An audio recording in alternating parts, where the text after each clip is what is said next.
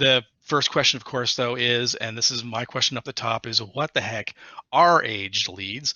How are they different from other leads? How are they different from fresh leads, I guess? Let's put it that way.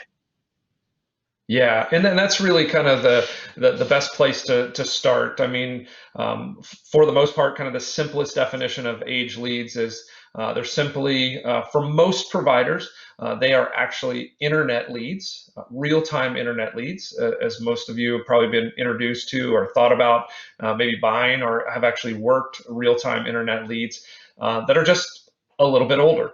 And like I said, that's kind of the simplest intuitive definition. Those real-time leads have actually been originated and have been kind of put into the market, or the customer has made an inquiry, asked for a rate quote, and then there has been some time that has gone by, and now those are considered aged leads. And as a result, they have quite a difference in price point based on what I always characterize as perceived value. And we can kind of talk about how that may or may not be.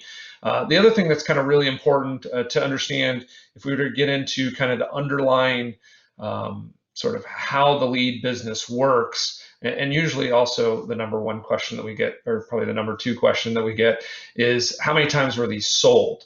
So in the lead generation business, particularly with real-time internet leads, the marketing company, so you can think of people like Quote Wizard or some of the other insurance lead companies that are out there that you may have bought real-time leads, they tell the consumer that they are going to match them with a couple different insurance agents so that they can compare and shop. And that's really the value proposition that most of the real-time lead providers give to the consumer.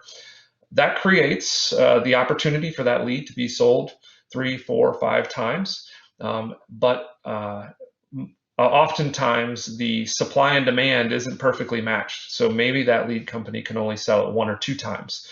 And as a result of that, there are some additional opportunities to sell that, but they don't sell it in real time. And so then it creates an opportunity for that lead to be sold later, but it doesn't have the same value. So it becomes aged. And so that is sort of the other reason that there is this market for aged lead, is because just simply that lead doesn't get provided to enough agents or providers for a variety of reasons, and creates an opportunity for that lead to be sold later as an aged lead. Or to your story at the beginning of aged cheese and wine, sometimes they're called vintage. So